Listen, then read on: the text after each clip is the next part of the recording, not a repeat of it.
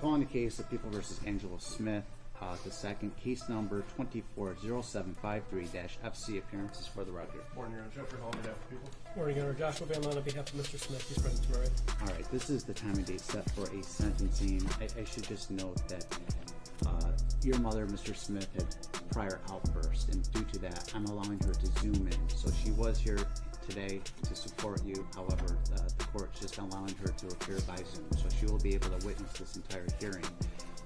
Mr. Van Land, did you receive a copy of the pre-sentence investigative report? I did. I went over it with my client. I have a couple of things I'd like to address, if you don't mind. Please. Particularly, I don't have, first off, Ms. Rupert did a fine job. There's no issues with the guidelines. Everything looks great there. I just have a couple of procedural things I'd like to address. There's two different places, I think 3 different places in this report where it references statements made by my client. The first one is on page 1 of the evaluation and plan pre-sentence investigation. Okay. I'd like to strike the statement that starts with although. It's on August 22nd paragraph, the last sentence in that paragraph. All right. Although he admitted to the car theft and being in the vehicle, he adamantly and repeatedly denied being in the motor vehicle. I assume that is what it states? That's correct. All right. All right. Well, I mean, is that your client's position? I should know. No, it definitely Before is. we started this hearing, I did bring your attention to that, and I had indicated he's asserting his innocence, and he is claiming that he didn't either drive this vehicle or aid and abet and encourage a purported driver. Then that would be an assertion of innocence, and the court would allow him to withdraw his plea in all likelihood. Is he maintaining today that he was not the driver and is innocent? I've had the conversation with him and advised him of his right to withdraw the plea if that was his claim. We're not making that claim. He's not making that claim. In fact, we put a no contest plea on so he wouldn't have to make these statements. So no, he's not making an actual innocence claim, and he's sticking with the no contest plea that he put on. He has a different memory of how the statement was made to Agent Rupert. All right, well, Mr. Smith, I'm not asking you to do a factual basis, being that you pled no contest, but do you agree that you would like that stricken from the record, that you adamantly and repeatedly denied being in the motor vehicle? You want that to be removed from this pre-sentence investigative report? Yes. And do you agree that that it is untrue? Well, I'm sorry, Judge. I don't mean to be disrespectful at all. I don't want to make that comment. Not because he's saying it's not true. It's because there are reasons for the no contest plea that were put on. What you stated earlier is correct, that in order for him to plead no contest to this, he would either have to be the driver, aid and abet the driver. And he's not disputing that those things are true. Okay.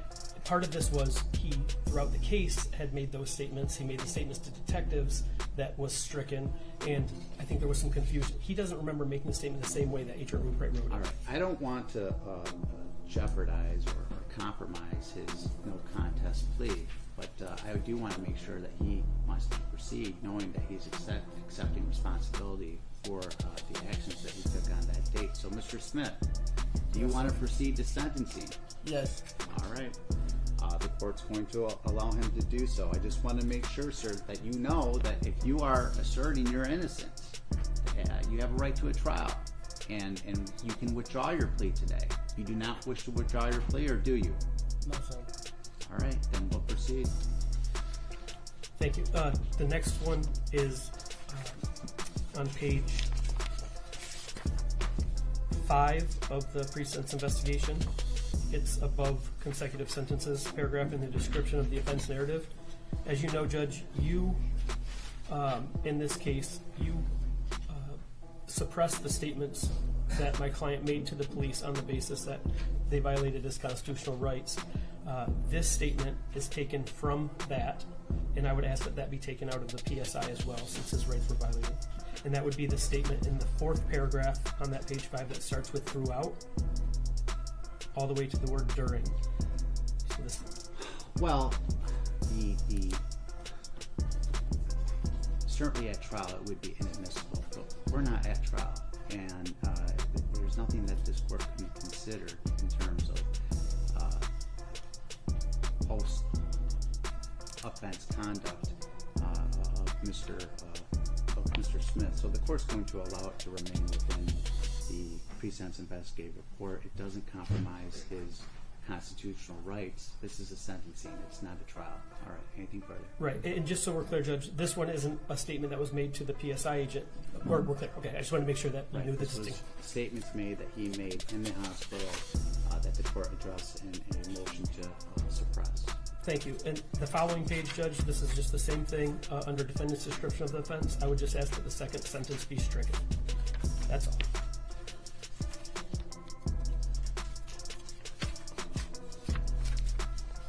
All right. And this is denying driving the vehicle. The second statement, Your Worship. All right. In light of the prior statements of your client, the court will strike that statement. All right. Anything further? Other than that, I have no additions, deletions, or corrections. Everything else appears to be factually accurate. All right. Anything that you want to say on behalf of your client? Yes. So, Judge, I guess you of all judges, you follow the law as it changes, as it's progressing, and we put a COBS on the record when we were here for the plea. And if you recall, the COBS was to the bottom third of the guidelines. We scored the guidelines the same way that Mr. Hall and I did, same way that the Department of Corrections did.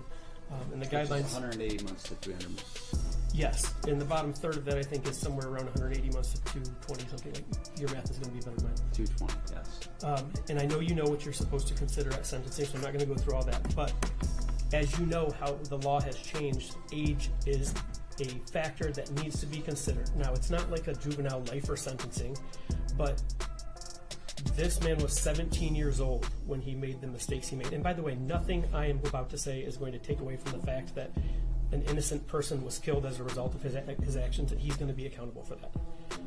But the courts have consistently held, especially recently, that age matters at sentencing. And when you're talking about making a... Let's pause right here. The defense is leaning hard into the defendant's age. This is a classic mitigation strategy. Argue youth, immaturity, and rehabilitation potential to soften the sentence. But here's the real question for you. Should being 17 carry more weight than the fact that someone lost their life? Drop your thoughts below. ...a factor. In fact, one of the factors you're supposed to consider when you're considering proportionality is things that were not considered by the guidelines. And nowhere in the guidelines do they consider his age. Nowhere in the guidelines do they consider his potential for rehabilitation, which the courts have said somebody who's 17 years old and commits such a serious crime, they have the greatest potential for rehabilitation because his mind has not yet molded. It's not fully developed. And that's why we have HIDA. That's why we have all sorts of leniency in the law for things like, maybe not crimes like this, but for crimes committed by juveniles. And he's not eligible for any of that. I'm not asking for any of that. But when you're 17 years old, you do things based off of what friends are saying, what pressures are going on, stupidity, the immaturity level. You fail to appreciate the risks and the consequences. This isn't me saying it. This is what the Supreme Court has said. The inability to deal with the pressures that other people put on you. I'm not blaming friends or anything like that. These are just considerations for you, Judge. So if you think for a minute that I'm trying to pass the buck here, please don't hold it against him. It's just my inarticulate argument. But because he's such a young age, at 17, and it's such a serious crime, I know this isn't something that's going to be a life felony. It can't be for him anyway because he's 17. But the fact that all of these things mattered, you read the PSI, you could see the mental capacity, which I'm not alleging is unlawful, anything like that. The developmental, I think the mental developmental disabilities that he's going through, all of that should be taken into consideration. It doesn't change the fact that he did what he did and got behind the wheel and fled and killed an innocent person. But because of that, and because of his great potential for reformation and rehabilitation, I don't think that a sentence for him to spend 15 years in the Department of Corrections is going to be a solution for this specific defendant. In fact, I think it would likely put him on a path that we don't want him on. I'm not saying he should just go get probation or get kicked to the curb, but I don't think 15 years is necessary for you to be able to deter future conduct, protect society, teach him a lesson and make sure that he comes out a reformed person. I think he's going to have to serve a lot of time. And I'm asking, Judge, that you go below the cops. I'm asking that you go down to 10 years or anything else that you think is fair. But I think with his age, it plays a huge, huge role in this. I can't justify the conduct, but, you know, if at his age, in 10 years, he's not developed enough to figure things out, then he won't be paroled. And so I'm asking that you go below the cops in this situation, not because he's earned it based off the crime itself, but because of the totality of the surrounding circumstances. And again, I'm saying this when somebody, an innocent person is dead, so I get it. And I think he gets it. And Judge, please don't, I always advise my clients who pled no contest that, you know, they probably shouldn't say anything. So please don't hold that against him if he chooses not to say anything, but I think he may. So that's all I have. All right, Mr. Smith, is there anything that you want to tell the court? Yes. Go ahead. I just want to say sorry to the victim, and that ain't supposed to happen. And I'm gonna make better choices when I get out of prison. I'm sorry, what did you say? I'm gonna make better choices when I get out of prison. Is there anything from probation? Nothing, Dad, thank you. Anything from the people? Yes.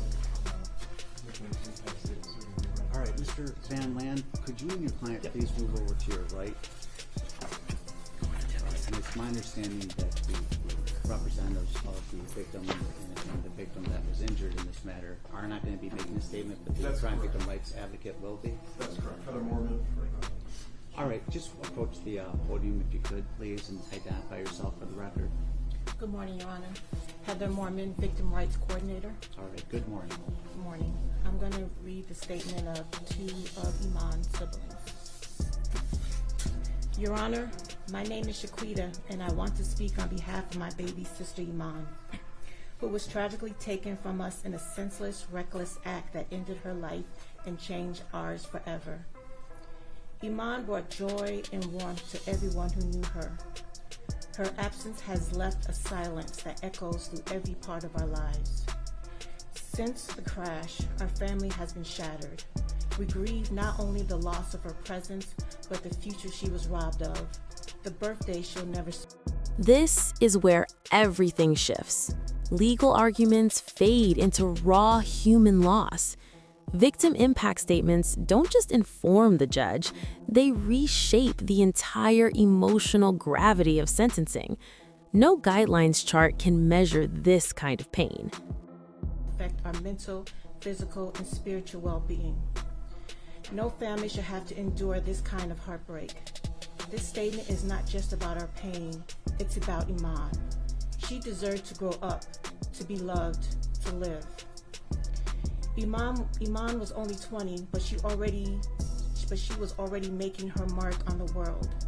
She was fiercely independent, living on her own, working hard every day to support herself and building a future she could be proud of. She had goals, dreams, and the determination to reach them. She was just getting started in life, and now she'll never get a chance to fall in love, start a family, or pursue the dreams she worked so hard for. To me, Iman wasn't just my sister. She was my best friend, my movie buddy, my favorite FaceTime caller. I'll miss the nights we spent binge watching scary movies and the way she would laugh when I did something goofy just to annoy her and then tell me how irritating I was. I miss her texts out of the blue just to say she was bored, or those random FaceTime calls just because she wanted to talk. It's the little moments that hurt the most now. There's a hole in my heart and in my family that can never be filled. Iman didn't deserve this, and we deserve more time with her, more laughs, more hugs, and more memories.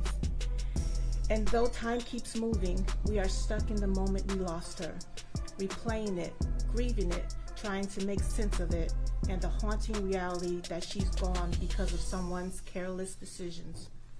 We will carry Iman in our hearts forever, and we hope that through justice, her life will be honored, not forgotten. Your Honor, my name is Portia, and I am the oldest sibling in my family. I am here today to speak for my little sister Iman, who was taken from us too soon. She was only 20 years old when she was killed during a police chase when the men running from law enforcement crashed into her car. That moment shattered my life and my family's lives forever. Iman was our youngest sister, full of life, independent, hardworking, and just beginning her journey into adulthood. She had dreams, goals, and the determination to make something of herself. She had just gotten her first apartment and was working hard to build a future. I will never get to see her start a career, fall in love, get married, have children, or grow old. Those precious memories were stolen from her and from all of us who deeply loved her. As her older sister, I always felt a responsibility to protect her. Iman knew I was just a phone call away, and I always came running when she needed me. It breaks my heart that in the moment that she needed protection the most, I couldn't save her. She should never have left this world before me. It's a pain that I carry with me every single day. Losing Iman has changed our family forever. My mother, my father, my siblings, we are not the same. There's an emptiness in our home and in our hearts that can never be filled. My two daughters adored their auntie Iman. She would take them out for food, play with them, teach them things, and always made them feel loved. They still miss her every day, and I worry now more than ever if the world is safe enough for them. This trauma is one more wound added to a life already filled with pain. I get sick to my stomach every time I think about the crash, the court case, and the fact that Iman died alone. It hurts to think of her car wreckage, her belongings being returned to us stained with blood, and having to clean out her apartment, a place she barely got the chance to call home. Despite all this, I try to hold on to small pieces of peace. Iman comes to me in dreams sometimes. In them, she tells me that she's okay. That brings some comfort, but the grief remains. I know I will mourn my sister for the rest of my life. Before she passed, Iman asked me to throw her a 21st birthday luau because she knew how much I loved planning parties. She didn't live to see that day, but I carried out her wishes anyway. We had that birthday luau in her honor, and so many loved ones came to celebrate her, our beautiful girl who will forever be 20. I miss everything about Iman, her smile, her voice, her encouragement, and even her critiques of my business ideas. She was one of my biggest supporters. Nothing will ever make up for the loss we've suffered, but I hope that today brings some justice and a small measure of closure to our family. This was not an accident. It was a consequence of reckless criminal actions with no regard for the lives of others. And that choice ended my sister's life. Thank you for allowing me to speak today. Portia, sister of Iman. Thank you for sharing those statements. Mr. Hall, anything further? In regards to sentencing, it's tragic. I know that this wasn't the intended outcome when those 5 people broke into the dealership to steal these cars, but it was definitely foreseeable. Steal cars and run from the police, drive like this, cost massive. And I know there was a lot of talk about the defendant's age and his maturity at the time he did this. So Miss Woods was only a couple years old when she lost her life to the defendant. And essentially, all people are responsible for this. Even if the court gives the defendant top of the guidelines for the cops at 220, the defendant would still get out and have double the amount of life that Iman had the entirety of her life. When she was killed. So I think, given the severity of the case and just the loss not only to Miss Woods but her entire family, it would be appropriate to top of the guidelines. Same thing they top of the guidelines. All right. Policy of same distinguishing favors individualized sentencing. For every convicted defendant, the sentence must be tailored to fit the particular circumstances of the case as well as the defendant. And Mr. Smith, it's hard to know where to begin with this sentencing. I want to first start with what I know, that you didn't have a single criminal conviction or traffic offense on your record. Now, I also recognize that you were only 17 years of age when you committed these offenses. So it seems that you were off to a relatively early start to perhaps a criminal career, criminal behavior. Nonetheless, reading your PSI, the pre-sentence investigative report, and the reports from the Center for Forensic Psychiatry, you did not have the easiest of roads. In the school in which you participated, you were involved in special education due to your cognitive impairments, which required an IEP, and this certainly seemed to leave you vulnerable to peer pressure.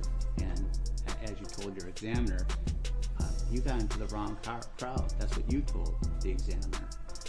In 2021, you stopped attending school regularly and you were suspended on several occasions for fighting. And your descent into this wayward lifestyle culminates on that April 29, 2021 night when you and a group of your friends break into a car dealership and flee from police. And I have no doubt on some level that they were taking advantage of you and your vulnerability, and that you bought into this because I can only assume you wanted acceptance. And had it ended with you just stealing a cigar that you secured from the dealership, you probably would have served 3 sentences by now if you just pulled over. But you made the decision to flee, and your decisions have consequences, and the consequences could not be more tragic. Looking at the pre-sentence investigative report, it does not provide the visceral pain that was demonstrated today in the statements that were read to the court. And I wish I could provide the family some sort of words that would be of comfort. This court can't. This is tragic. And today, I've got to extend that tragedy in sentencing you. A young woman was taken from us, from this community, stripped from her family. That's pain that your family on some level is going to be feeling, but not near to the degree that her family is experiencing. So Ms. Woods is no longer with us, and you took her away from her family, from her friends, permanently. And there's no going back from your decision. And now the law requires a proportionate sentence that is going to take you away from your family for a considerable period of time. And I don't want to leave you with the impression that this criminal act defines you. I recognize that your competency and culpability examiner detailed how staff noted that you were calm and cooperative with staff and peers, and even when you were verbally harassed at the jail and in incarceration by peers, that they indicated that you exercised considerable restraint. I hope that that's something that you can build upon. Yet the gravity and the egregiousness of the totality of your conduct on April 29, 2021 demands this court to stay within the guidelines. I recognize everything that your attorney had said today, and to a degree, I agree wholeheartedly. There has been a sea change in regards to the Supreme Court and our jurisprudence of recognizing the impetuousness of youth. But this wasn't just an impulsive decision to flee. I mean, this was fleeing after you had already broken and entered a business and conspired to steal multiple vehicles. And then when caught fleeing from police across multiple jurisdictions I should say, when you were caught fleeing or caught leaving the scene, you fled from police across multiple jurisdictions at high speeds, and you disregarded red lights. This court is a bit perplexed by probation's recommendation of the top of the guidelines when you consider your considerable youth, your lack of criminal history, and the fact that... Here comes the moment of truth. The judge balances youth, recklessness, and irreversible consequences. Despite sympathy for the defendant's background, the court stays within guidelines, sending him to the Michigan Department of Corrections. Justice here isn't about revenge, it's about accountability. Was this sentence fair or too lenient?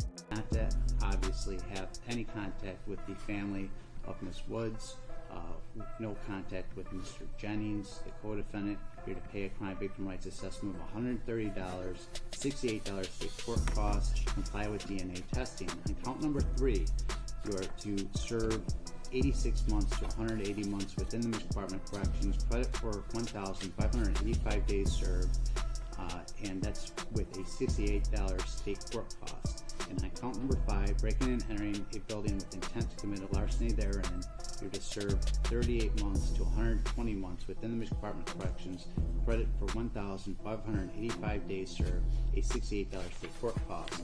And finally, on count number 6, larceny in a building, you're to serve